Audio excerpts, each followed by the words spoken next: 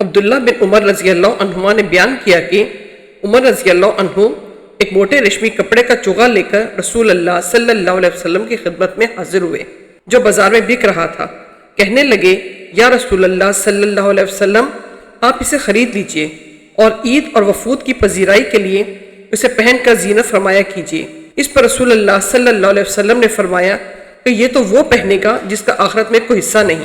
اس کے بعد جب تک خدا نے چاہا عمر رہی، تو پھر ایک دن رسول اللہ صلی اللہ علیہ وسلم نے خود ان کے پاس ایک ریشمی چوغا تحفے میں بھیجا۔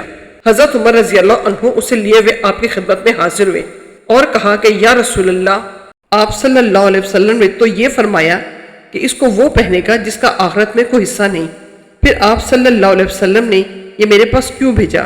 رسول اللہ صلی اللہ علیہ وسلم نے فرمایا کہ میں نے اسے تیرے پہننے کو نہیں بھیجا، بلکہ اس لیے کہ تم اسے بیچ کر اس کی قیمت اپنے کام میں لاؤ۔ صحیح بخاری حدیث نمبر 948۔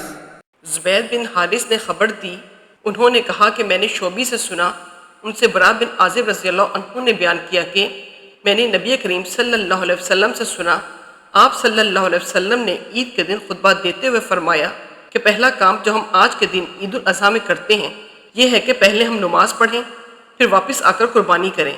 جس نے اس طرح کیا وہ ہمارے طریق پر چلا۔ صحیح بخاری حدیث نمبر 951۔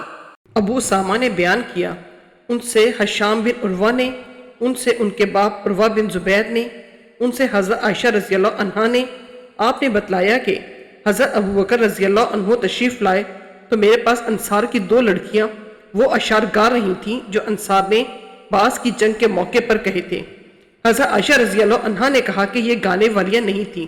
حضرت ابو بکر رضی اللہ عنہ نے فرمایا کہ رسول اللہ صلی اللہ علیہ وسلم کے گھر میں یہ شیطانی باجے اور یہ عید کا دن تھا۔ آخر رسول اللہ صلی اللہ علیہ وسلم نے حضرت ابو بکر صدیق سے فرمایا، اے ابو بکر، ہر قوم کی عید ہوتی ہے اور آج یہ ہماری عید ہے۔ صحیح بخاری حدیث نمبر 952۔ انس بن مالک رضی اللہ عنہ نے بیان کیا کہ رسول اللہ صلی اللہ علیہ وسلم نے فرمایا، جو شخص نماز سے پہلے قربانی کر دے اسے دوبارہ کرنی چاہیے۔ اس پر ایک شخص ابو بردہ نے کھڑے ہو کر کہا کہ یہ ایسا دن ہے جس میں گوشت کی خواہش زیادہ ہوتی ہے، اور اس نے اپنے پڑوسیوں کی تنگی کا حال بیان کیا۔ نبی کریم صلی اللہ علیہ وسلم نے اس کو سچا سمجھا، اور اس شخص نے کہا کہ میرے پاس 1 سال کی پٹھیاں ہیں جو گوشت کی 2 بکریوں سے بھی زیادہ مجھے پیاری ہے۔ نبی کریم صلی اللہ علیہ وسلم نے اس پر اسے اجازت دے دی کہ وہی قربانی کرے۔ اب مجھے معلوم نہیں کہ یہ اجازت دوسروں کے لیے بھی ہے یا نہیں۔ صحیح بخاری حدیث نمبر 954۔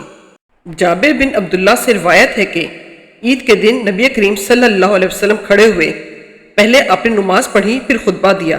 اس سے فارغ ہو کر آپ صلی اللہ علیہ وسلم عورتوں کی طرف گئے اور انہیں نصیحت کی۔ آپ صلی اللہ علیہ وسلم بلال رضی اللہ عنہ کے ہاتھ کا سہارا لیے ہوئے تھے اور بلال رضی اللہ عنہ نے اپنا کپڑا پھیلا رکھا تھا۔ عورتیں اس میں خیرات ڈال رہی تھیں۔ میں نے اس پر عطا سے پوچھا، کیا اس زمانے میں بھی آپ امام پر یہ حق سمجھتے ہیں کہ نماز سے فارغ ہونے کے بعد وہ عورتوں کے پاس آ کر انہیں نصیحت کرے؟ انہوں نے فرمایا کہ بے شک یہ ان پر حق ہے، اور ثواب کیا ہے جو وہ ایسا نہ کریں۔